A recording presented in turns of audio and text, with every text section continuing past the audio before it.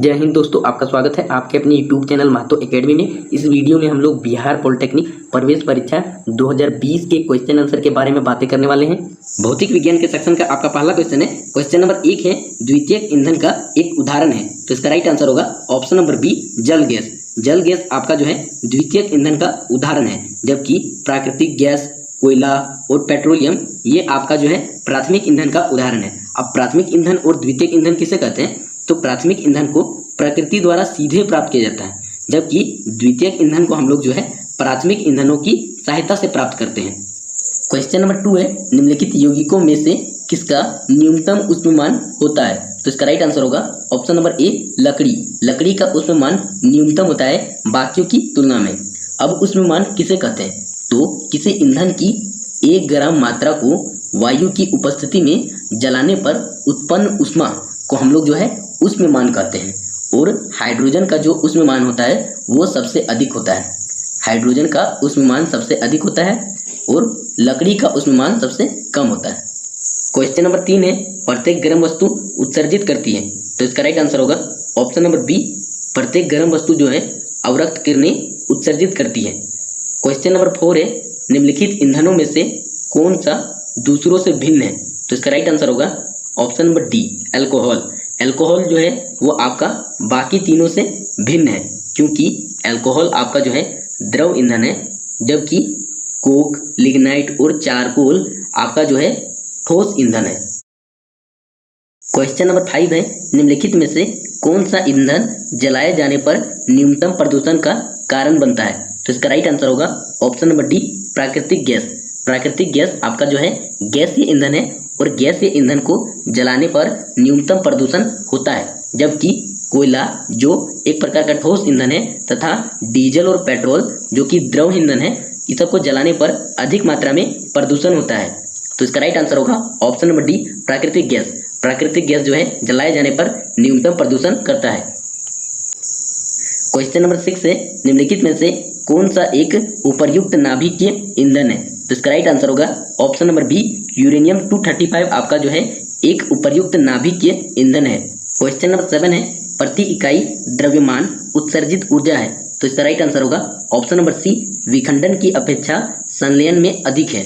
आपका जो है नाभिकीय विखंडन की अपेक्षा नाभिकीय संलयन में प्रति इकाई द्रव्यमान उत्सर्जित ऊर्जा का मान अधिक होता है, क्योंकि नाभिकीय विखंडन में जो है अभिक्रिया में एक नाभिक 2 भागों में टूटता है, जबकि नाभिकीय संलयन में क्या होता है कि 2 नाभिक जो है जुड़कर एक भारी नाभिक का निर्माण करते हैं। इसी कारण जो है विखंडन की अपेक्षा संलयन में प्रति इकाई द्रव्यमान उत्सर्जित ऊर्जा का मात्रा जो है अधिक होता है। क्वेश्चन नंबर 8 है, पृथ्वी के द्रव्यमान की अपेक्षा बृहस्पति का द्रव्यमान कितना गुना है? तो इसका राइट आंसर होगा ऑप्शन नंबर सी, 318। पृथ्वी के द्रव्यमान की अपेक्षा बृहस्पति का द्रव्यमान 318 गुना बड़ा है। अब बृहस्पति का द्रव्यमान कितना है? तो बृहस्पति का द्रव्यमान 1.898 गुने 10 के पावर में 27 kg है, जबकि पृथ्वी का द्रव्यमान 5.972 गुने 10 के पावर में 24 kg है। तो जब इसको डिवाइड करेंगे तो आपका जो है लगभग 318 आएगा, यानी बृहस्पति का द्रव्यमान पृथ्वी के द्रव्यमान से 318 गुना बड़ा है। क्वेश्चन नंबर 9 है, निम्नलिखित ग्रहों में से किसके उपग्रहों की संख्या न्यूनतम है? तो इसका राइट आंसर होगा ऑप्शन नंबर डी, पृथ्वी। पृथ्वी के पास जो है एकमात्र उपग्रह है, उसका नाम है चांद या फिर चंद्रमा, जिसे हम लोग जो है चंदा मामा कहते हैं। और आपका जो है मंगल के पास टोटल 2 उपग्रह हैं, अरुण ग्रह यानी यूरेनस, इसके पास जो है टोटल 27 उपग्रह हैं। और नेपच्यून के पास जो है टोटल 14 उपग्रह हैं, यानी कि सबसे कम उपग्रह जो है पृथ्वी के पास है, उसके पास एकमात्र चांद ही उपग्रह है। क्वेश्चन नंबर 10 है, निम्नलिखित में से कौन सी दूरी की सबसे न्यूनतम इकाई है? तो इसका राइट आंसर होगा option number D, kilometre. Kilometre जो है वो आपका इन तीनों की तुलना में दूरी की सबसे न्यूनतम इकाई है, क्योंकि 1 किलोमीटर बराबर आपका जो है 1000 मीटर होता है, जबकि 1 प्रकाश वर्ष बराबर आपका 9.46 गुने 10 के पावर में 15 मीटर के बराबर होता है, तथा 1 पारसेक बराबर 3.26 गुने प्रकाश वर्ष के बराबर होता है और एक खगोलीय इकाई बराबर 1.5 गुने 10 के पावर में 11 मीटर के बराबर होता है। यानी इन तीनों की तुलना में किलोमीटर आपका जो है दूरी का सबसे न्यूनतम इकाई है। क्वेश्चन नंबर 11 है, एक समतल दर्पण पर 35 डिग्री के कोण पर एक प्रकाश आपतित है, तो कोण थीटा का मान क्या होगा? तो आपको जो है इस कोण थीटा का मान निकालना है। तो समतल दर्पण पर 35 डिग्री के कोण पर एक प्रकाश आपतित है, यानी ये आपका जो है आपतित किरण है, ठीक है। 35 डिग्री का कोण बना रहा है परावर्तक पृष्ठ से और ये आपका जो है परावर्तक पृष्ठ पर एक अभिलंब डाला गया है, यानी यहाँ से यहाँ पूरा कोण 90 डिग्री होगा। तो आपको जो है आपतन कोण कितना हो जाएगा? तो आपतन कोण हो जाएगा 90 माइनस 35 डिग्री, यानी कि आपतन कोण हो जाएगा 55 डिग्री। आपतन कोण 55 डिग्री, तो आपतन कोण परावर्तन कोण के बराबर होता है, यानी ये भी कितना हो जाएगा 55 डिग्री। तो ये तो अभिलंब जो है ये दोनों साइड ही 90 डिग्री बनाएगा, तो इधर भी कितना होगा 90 डिग्री। परावर्तन कोण 90 डिग्री है, तो ये जो थीटा कोण होगा ये दोनों का सम, परावर्तन कोण और थीटा का सम कितना होगा 90 डिग्री, ठीक है। तो कोण थीटा का मान कितना हो जाएगा 90 माइनस 55 डिग्री, यानी कि ये कितना आएगा 35 डिग्री आएगा। तो इसका राइट आंसर कितना हो जाएगा? ऑप्शन नंबर ए 35 डिग्री। इसको हम लोग जो डायरेक्ट देख सकते हैं, क्योंकि ये आपतन कोण है और परावर्तन कोण है, तो दोनों का मान बराबर होता है और बीच में ये अभिलंब डाला गया है, तो ये 35 डिग्री है, तो ये भी कितना होगा 35 डिग्री होगा। इसका राइट आंसर होगा ऑप्शन नंबर ए 35 डिग्री। क्वेश्चन नंबर 12 है, निम्नलिखित में से कौन सा दर्पण किसी बिंदु पर प्रकाश को केंद्रित करने के प्रयोग में लाया जाता है? तो इसका राइट आंसर होगा ऑप्शन नंबर सी अवतल दर्पण। क्वेश्चन नंबर 13 है, एक लड़का समतल दर्पण से 3 मीटर की दूरी पर दर्पण के सामने खड़ा है। यदि लड़का 1 मीटर पीछे की ओर गति करता है तो लड़के और उसके प्रतिबिंब के बीच की दूरी क्या होगी? तो ये आपका समतल दर्पण है, इसमें जो है इसके सामने एक लड़का है, वो 3 मीटर की दूरी पर था और गति करके 1 मीटर पीछे चल गया, यानी अब कहाँ पहुँच गया? वो 4 मीटर पर पहुँच गया है। तो जो है समतल दर्पण से बिंब की दूरी और प्रतिबिंब की दूरी की लंबाई क्या होती है? बराबर होती है, यानी कि बिंब की दूरी 4 मीटर है तो प्रतिबिंब की दूरी भी कितनी होगी? 4 मीटर। और प्रतिबिंब कहाँ बनता है? इसके आभासी में बनता है। समतल दर्पण क्या करता है? आभासी एवं सीधा प्रतिबिंब बनाता है, तो ये दर्पण के पीछे बनता है। तो ये दोनों के बीच का दूरी कितना होगा? 4 जोड़ 4 मीटर, यानी कि टोटल 8 मीटर हो जाएगा। तो इसका राइट आंसर हो जाएगा ऑप्शन नंबर ए 8 मीटर।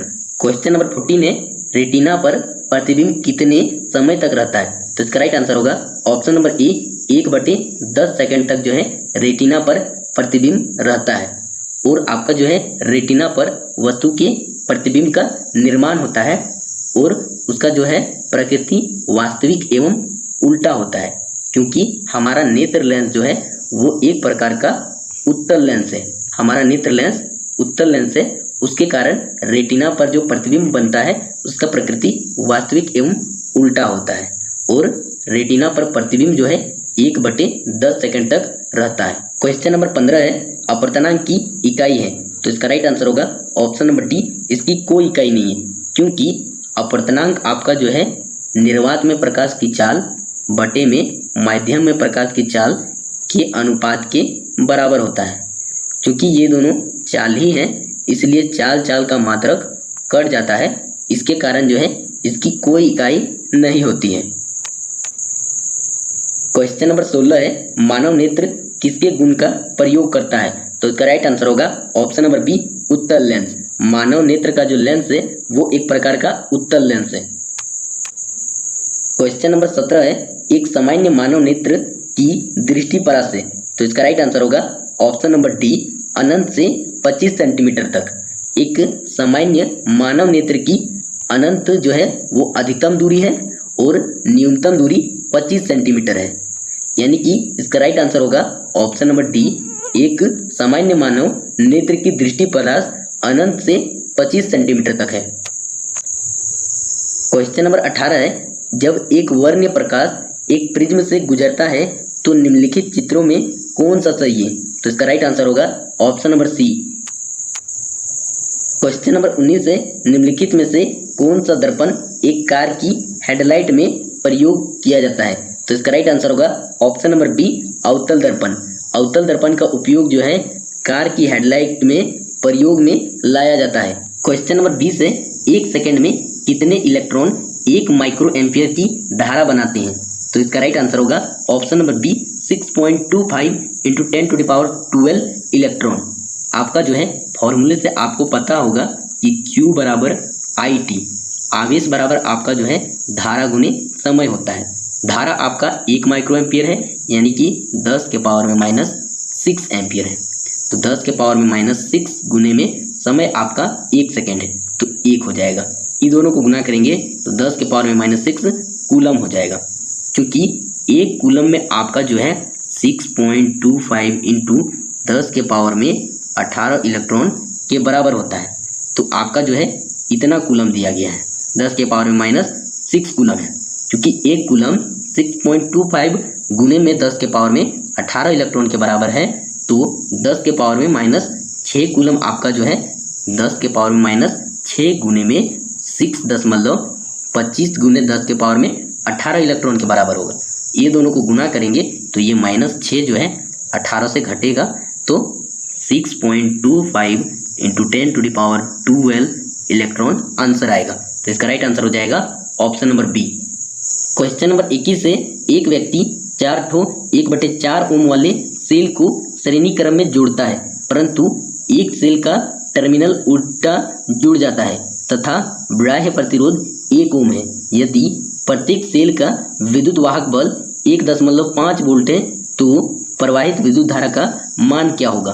तो इसका राइट आंसर होगा ऑप्शन नंबर डी 0, क्योंकि प्रश्न में दिए गए परिपथ में एक सेल का टर्मिनल जो है उल्टा जुड़ा हुआ है, उसके कारण उस परिपथ में जो है विद्युत धारा प्रवाहित नहीं होगी, अर्थात परिपथ में जो है विद्युत धारा का मान 0 होगा। क्वेश्चन नंबर 22 है, यदि 1 ओम प्रतिरोध वाले एक तार को तनित कर इसकी लंबाई को दोगुना कर दिया जाता है तो इसका प्रतिरोध हो जाएगा। तो चलिए इसको कैलकुलेट करके देखते हैं। तो प्रतिरोध R बराबर होता है रो L बटे में A। तो पहले प्रतिरोध कितना दिया है? R1 बराबर 1 ओम दिया है, यह आपका होगा रो L1 बटे में A1 बराबर 1। ठीक है, अब हम लोग क्या कर रहे हैं, तार को तनित यानी खींच टान करके लंबाई को दोगुना यानी कि L2 बराबर हो जाएगा 2 इंटू L1। क्योंकि क्या है, तार को तनित करके लंबाई तो बढ़ा रहे हैं लेकिन उसका आयतन जो है नियत रह जा रहा है, तो V1 बराबर होगा V2 के। ठीक है, और V1 क्या होगा? V1 होगा A1 गुने में L1 और V2 क्या होगा? तो A2 गुने में L2 होगा। अब आपका जो है L2 के स्थान पर क्या आ जाएगा? 2 इंटू L1 आ जाएगा। ठीक है, तो 2 इंटू L1 आ जाएगा। ठीक, अब L1 तो कट जाएगा, तो A2 बराबर क्या हो जाएगा? इधर क्या है, ये 2 गुना में है, इधर आके भाग में हो जाएगा, तो A2 बराबर हो जाएगा A1 बटे में 2 हो जाएगा। A2 बराबर A1 बटे में 2।